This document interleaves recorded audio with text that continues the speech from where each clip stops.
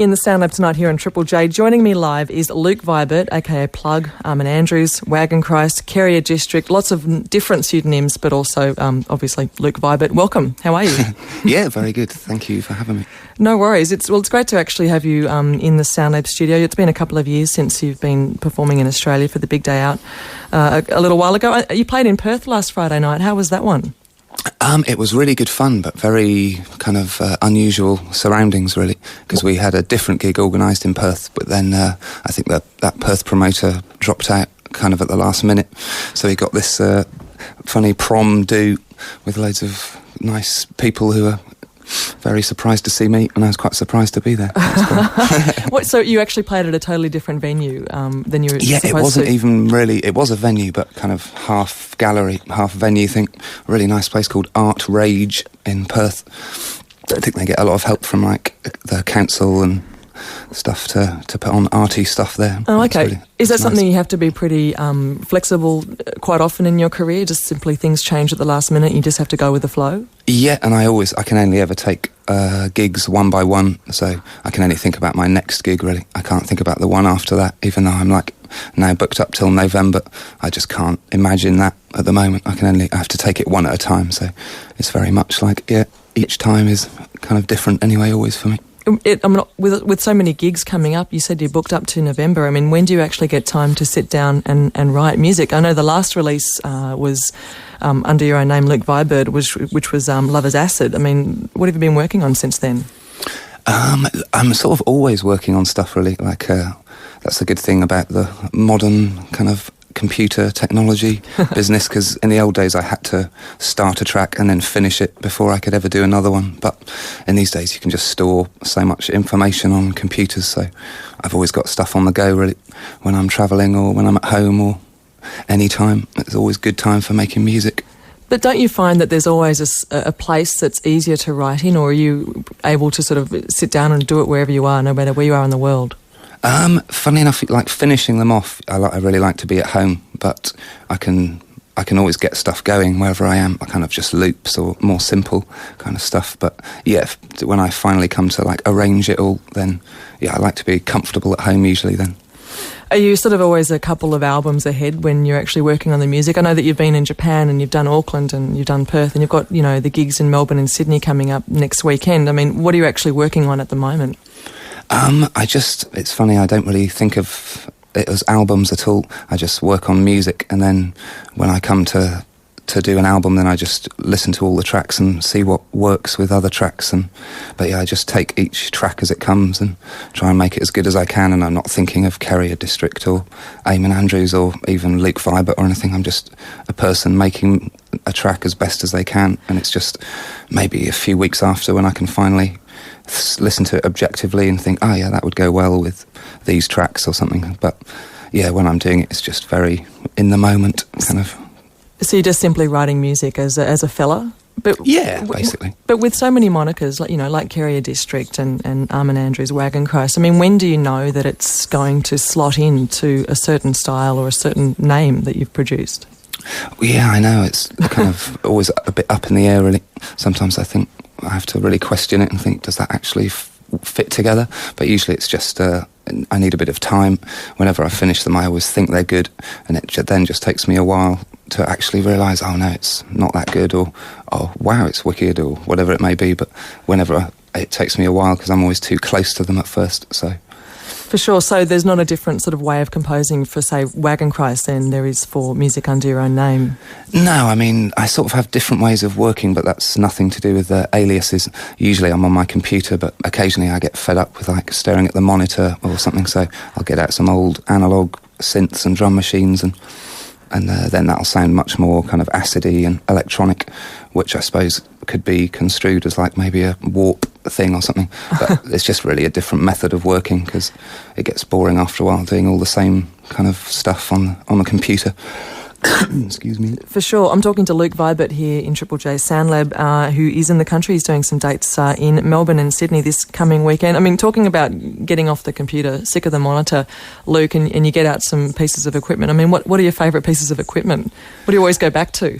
Well, yeah, I haven't bought anything for a while now, so it's still the same old stuff. I think nearly all Roland stuff with numbers with O's in the middle, like 101, 202, 303, 606, 707, 808, 909. All those, they're all my faves. Is there a special room in the house to store them? Yeah, there is my little smoking room stroke studio. Like the father's den, almost. Yeah, exactly. On Triple J, Luke Vibert is with me, and he's going to be performing a set for us from his laptop to you very, very soon. But let's hear a track from his last album, which was called Lover's Acid, and this is the title track on Triple J. On Triple J in the Sound Lab tonight, that is Lover's Acid, and the song is called Lover's Acid from Luke Vibert's last release from 2005 on Planet Moo. And Luke Vibert is with me in the studio, otherwise known as Wagon Christ, Keria District Plug, Armin Andrews. He's got so many different names, but he is here as Luke Vibert, and he's performing on Friday and Saturday night in Melbourne and Sydney. Hey Luke, how are you again? Yeah, great, thanks. So that album, Lover's Acid, came out last year, 2005. I mean, you've been travelling around a lot doing remixes and performing. I mean, but how's that release been for you?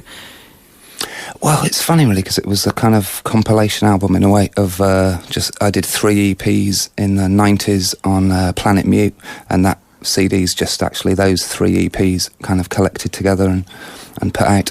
And there's one track on there called Anna Lord, and because it was only on CD last year, lots of people think that it's a kind of, because Aphex released his Anna Lord stuff, they thought it was kind of my homage or whatever to him, but in fact it's like the other way around because it came out in 1995, so you were first. Ripped me off. Oh yeah. So I mean, you're friends with Richard D. James. I mean, how do you feel about the fact that he's released all these 12 inches under I Anna loved Lord? them actually. I was really pleased. I thought it was good stuff because I was thinking both him and Square Pusher in the 90s were getting too carried away with pointless programming and plugins, so I was really happy they both kind of stripped down and got a lot more sensible about making music, and yeah, I think it's great, good stuff. For sure. I mean, they're a fantastic release, and there's also the new, the CD that's also just been released of Anna Lord's music. Yeah, I was surprised he went for that because the idea was to keep it all analogue, like vinyl, and he did say, I remember at one point, he's not going to put them on CD, but then he got convinced. Yeah, Grant probably talked him into it, I suppose. Well, actually, last time I did speak with you, you were saying that you and Richard D. James, or Aphex Twin, you did actually produce quite a lot of music yourselves, and you never planned on releasing it. Has that changed?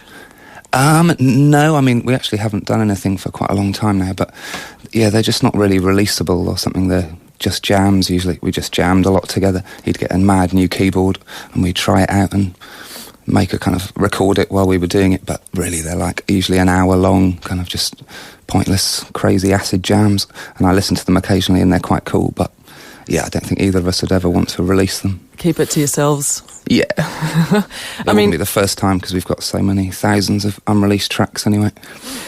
I mean, talking about collaborations though, I mean, you've worked with numerous artists over the years. I mean, what comprises a good collaboration for you? What makes something work for you?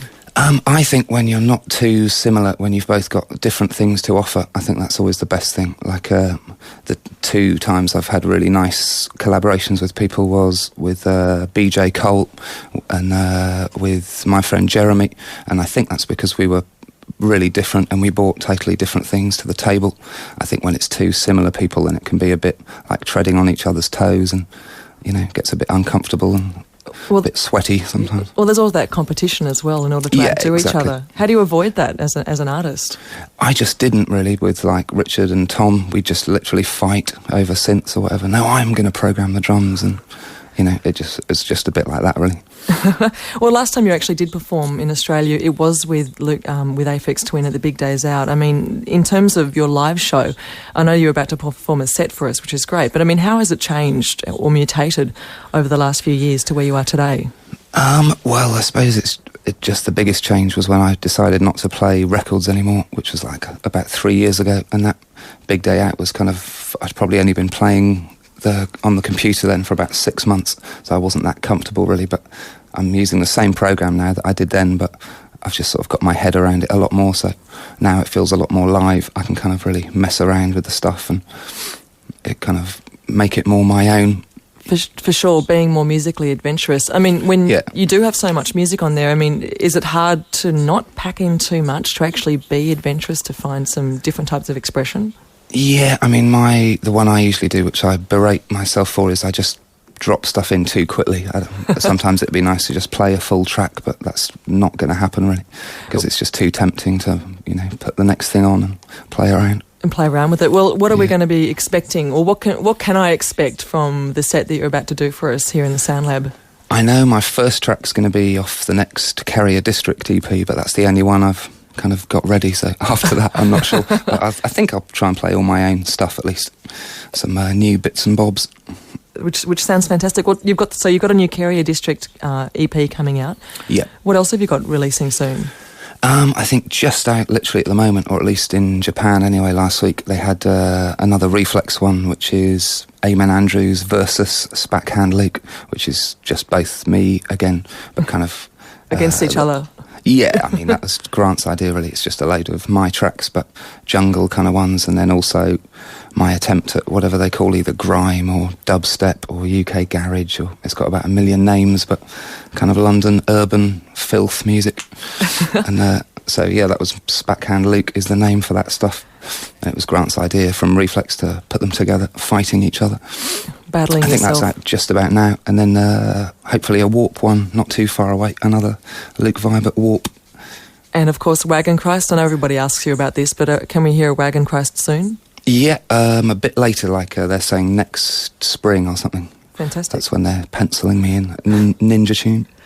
Well, on Triple J, Luke Vibert is with me at the moment, and he's in the country. He's doing some performance dates on Friday the 9th of June at the Prince of Wales in Melbourne, the following night in Sydney, which is the finale of Frigid, their 10th birthday, at the Newtown Hotel. That's Saturday the 10th of June, and unfortunately the gig in Brisbane at the Rev has been cancelled. That was going to happen on Sunday the 11th of June, but don't fear, because you can hear Luke Vibert live on the radio here in the Sound Lab right now, and thank you so much, Luke, for popping by. Thanks, Vanilla. And enjoy your time in Australia and your gigs next Friday and Saturday night. I will, thanks. Alrighty, on Triple J, Luke Vibert is going to pop over to his laptop right now and perform for you in the Sound Lab. So for the next, I reckon about 45 minutes, sit back, kick back, relax, and check into the sounds of Luke Vibert here on Triple J.